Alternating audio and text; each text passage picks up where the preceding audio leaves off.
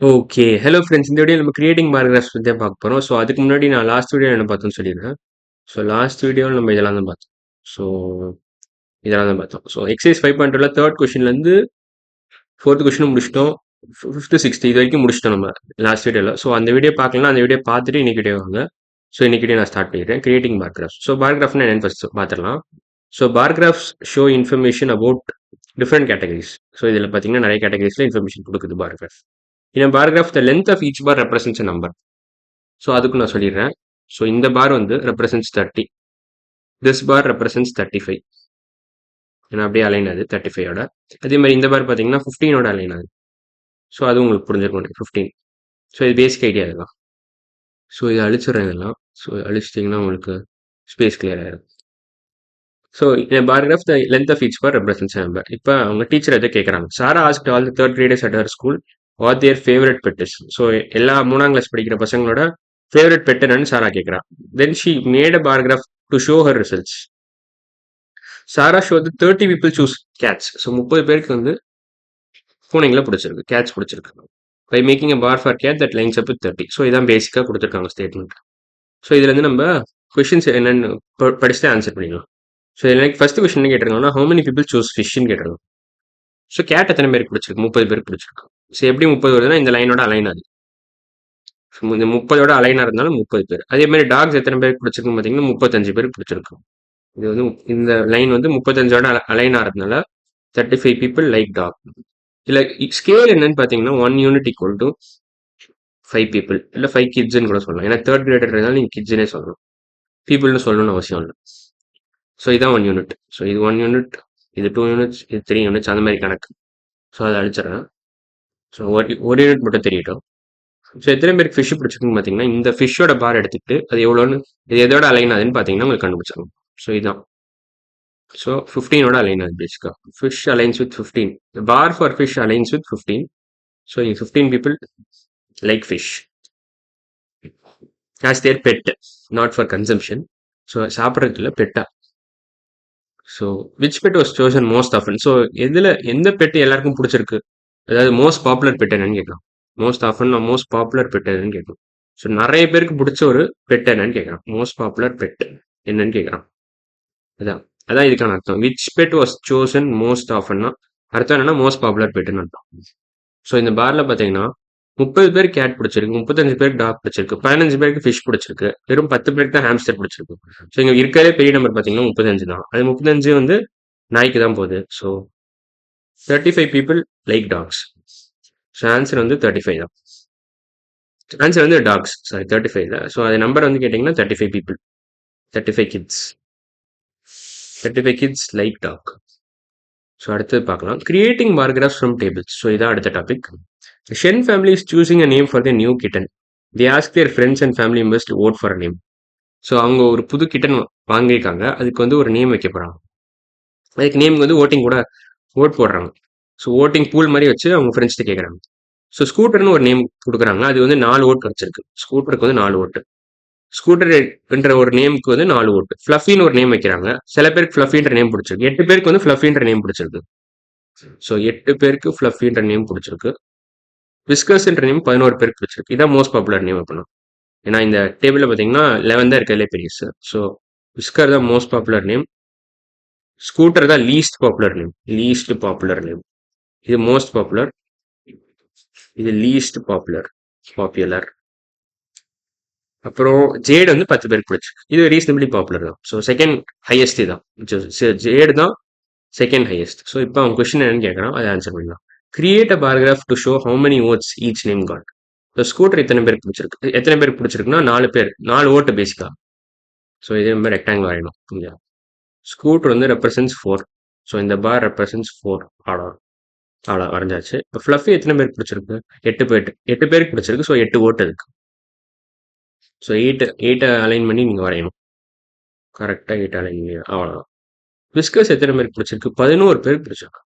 So 11 பேருக்குன்னா இங்கே 11ன்ற number இல்லை, ஏன்னா 10, 12 தான் இருக்குது. ஸோ இங்கே நடுவில் வரும். இங்கே ஸோ நடுவில் வரும்.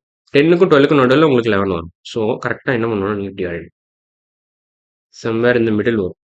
தோராயமே இப்படி வரைச்சிக்கலாம் நீங்கள். So whiskers represents 11. இதே மாதிரி ஜேட் ரெப்ரசன்ஸ் 10. இதுவும் ஸ்ட்ரெயிட் ஃபார்வர்ட் தான். 10ன்ற ஒரு நம்பர் இருக்கு.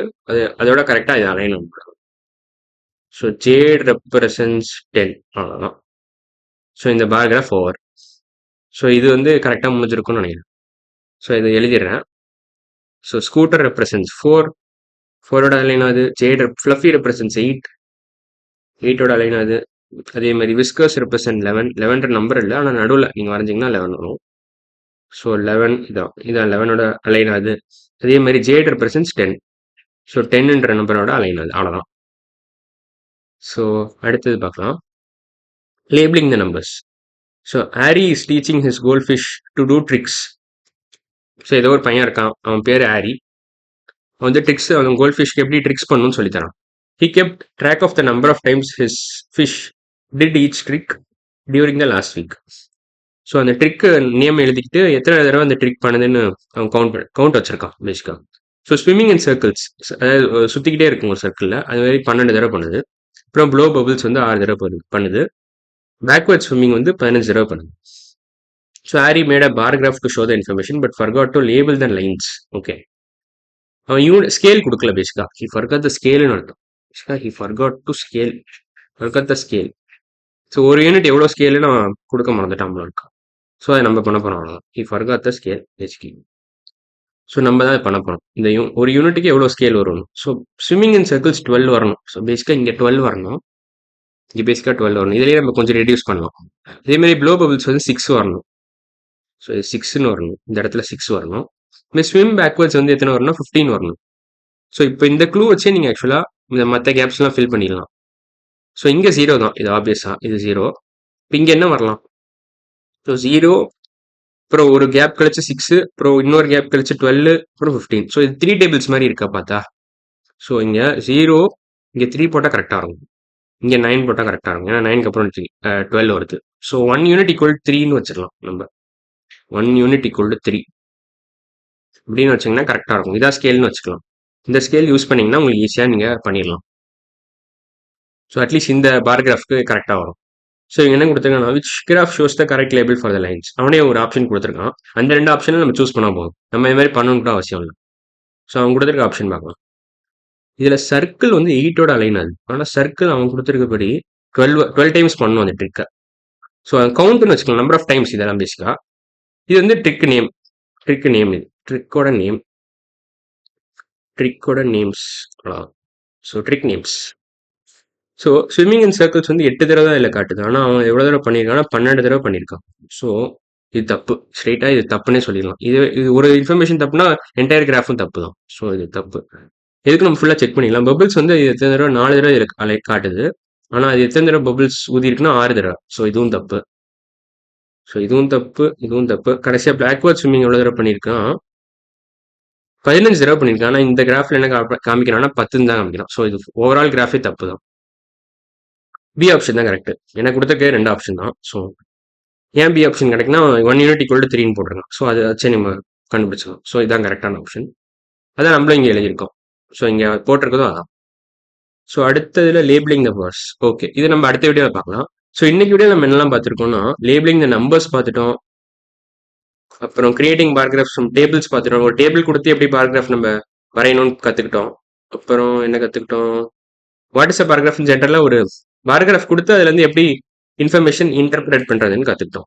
ஸோ டெடியூசிங் இன்ஃபர்மேஷன், அதாவது இன்டர்பிரேட்னு சொல்லலாம், இல்லை டெடியூஸ்ன்னு சொல்லலாம். Interpret data from paragraphs. So data, அதாவது அவன் டேட்டா கொடுத்தானா அதுலேருந்து நம்ம பாராகிராஃப் கொடுத்தானா அதுலேருந்து டேட்டா நம்மளால எடுத்து யூஸ் பண்ண முடியுது. Basically using data, given a paragraph we are able to use that data. Interpret டேட்டான்னு சொல்லலாம், இல்லைனா டெடியூஸ் இன்ஃபர்மேஷன் சொல்லலாம். டெடியூஸ் இன்ஃபர்மேஷனுக்கு நான் இன்ஃபோன்னு எழுதிக்கிறேன். ஸோ பேசிக்காக நம்ம ஒரு பாராகிராஃப் கொடுத்தானா அதுலேருந்து நம்மளால டேட்டா கலெக்ட் பண்ண முடியுது. அதான் பேசிக் ஐடியா. ஸோ அதுக்கு தான் இந்த 2 கொஸ்டின் நம்ம போட்டோம். அப்புறம் நம்ம கிரியேட்டிங் பாராகிராஃப்ஸ் டேபிள்ஸும் பார்த்துட்டோம். அதில் ஒரு பாராகிராஃப் நம்ம வரைஞ்சிட்டோம். அப்புறம் என்ன பார்த்தோம்னா லேபிளிங் த நம்பர்ஸ் பார்த்தோம். அப்புறம் லேபிளிங் த பார்ஸ் தான் அடுத்த வீடியோவில் பார்க்க போகிறோம். ஸோ இன்னைக்கு வீடியோ நம்ம இதெல்லாம் தான் பார்த்தோம். அடுத்த வீடியோ நம்ம லேபிளிங் த பார்ஸ் தான் பார்க்க போகிறோம். ஸோ இன்னைக்கு வீடியோ அவ்வளோதான். அடுத்த வீடியோவில் பார்க்கலாம். பாய்.